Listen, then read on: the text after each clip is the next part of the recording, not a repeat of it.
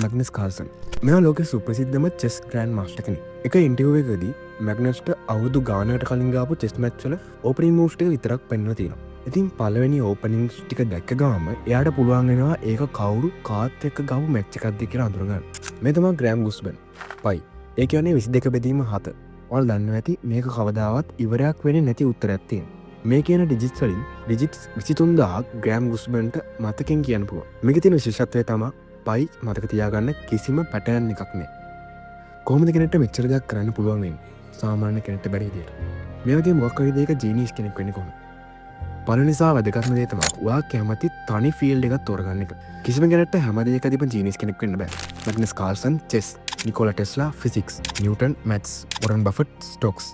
ඒ වගේ මතක තියාගන්න එයාලා පැය 10 ගණක් ඒ වෙනුවෙන් කැපුණේ එයාලා ඒවට කැමති හින්දා. හැබැයි ඔයා මානසික වෙන්නේ ඔයා අකමැති දෙයක මාස්ටර් කෙනෙක් වෙන්න නම් ඒක පස්සේ කාලෙක ඔයාට කාලය අපතේ අයිමක් විදියට දැනෙන්න පුළුවන්. හැබැයි සමහර ෆීල්ඩ්ස් තියෙනවා ඔයා මුලින් වැඩි කැමැත්තක් නොදක්වුවාට ඔයා හිමින් සැරේ ඒක අල්ලගද්දී ඒකට ඔයා කැමැත්තක් දක්වන්න ඉඩ තියෙනවා. ඔය කොහොම හරි ෆීල්ඩ් එකක ජීනියස් කෙනෙක් වෙන්න ඊළඟට කැමැත්තෙන් පස්සේ අවශ්‍යම දේ තමයි ෆීඩ්බැක්ස්. හිතමු ඔයා චෙස් ප්ලේ කෙනෙක් කියලා. ඔයා මැච් එකක් ගහනවා. ඒක පරදිනවා. ඊට පස්සේ ඔයා ගාපු මැච් එක ආය බලනවා. මෙහෙම ඔයා කරපු දේවල් ඔයා ආය ඇනලයිස් කරද්දී ඔයාට ඔයාගේ අතින් වුණු වැරදි සහ ඉම්ප්‍රූව් කරගන්න පුළුවන් දේවල් ගැන අදහසක් ගන්න පුළුවන්. හැබැයි මේක ඔයාගේ මැච් එකක් හින්දා ඔයාගේ මොලේ ඒක දකින්නේ පොඩි බයස් එකකුත් එක්ක. ඒ කියන්නේ ඔයා මොකක් හරි වැරද්දක් කරලා තිබ්බත් ඒක ඔයාට වැඩි නොට් නොවෙන්න තියෙන ඉඩකඩ වැඩි. මොකද ඔයාගේ වැරදි හොයන්න, ඔයාගේ වැරදි දකින්න ඔයාගේ මොලේ වැඩි කැමැත්තක් දක්වන්නේ නැහැ. ඉතින් මේකින්ද තමයි ලෝකේ ඉන්න සුපිරිම ජීනියස් රටත් කෝච්ලා ඉන්නේ. මැග්නස් කාල්සන්ට Peter හීන් නිල්සන්, අයින්ස්ටයින්ට Max ප්ලෑන්ක්, නිව්ටන්ට Isaac බරෝ, Steve ජොබ්ස්ට Robert ෆ්‍රීඩ්ලන්ඩ්. ඔයා කොච්චර වැඩක් වුණත් බයස් එකක් නැතුව ඔයාගේ වැරදි ඇනලයිස් කරලා ඔයාට ෆීඩ්බැක්ස් දෙන්න කෙනෙක් ඉන්න එක වටිනවා. මෙහෙම කෙනෙක් හොයාගත්තත් වැඩක් නැහැ. ඔයාට වැලිඩ් එන්වයරන්මන්ට් එකක් නැති වුණොත්. ඒ කියන්නේ ඔයා තෝරගත්ත ෆීල්ඩ් එකේ ඉම්ප්‍රූව් වෙන්න සපෝට් කරන වටපිටාවක් ඔයාට තියෙන්න ඕන.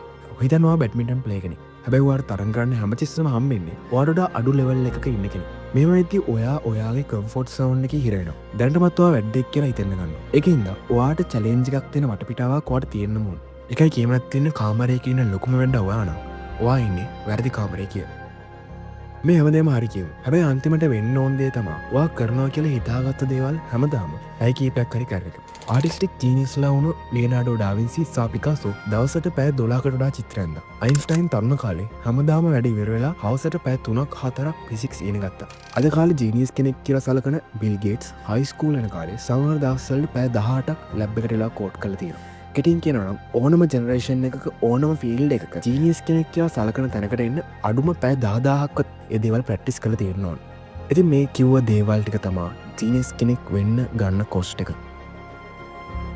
ඒ වගේම අවසානට මතක් කරන්න ඕනේ ඔයාට YouTube ක්‍රියේටර් කෙනෙක් විදියට ගේමක් ගන්න ආසාවක් තියෙනවා නම් මගේ Patreon page එකේ video editing, script writing, voice over වගේ ගොඩක් දේවල් ගැන ගයිඩ් වල කලෙක්ෂන් එකක් දාලා තියෙනවා. කැමති නම් ගිහිල්ලා බලන්න.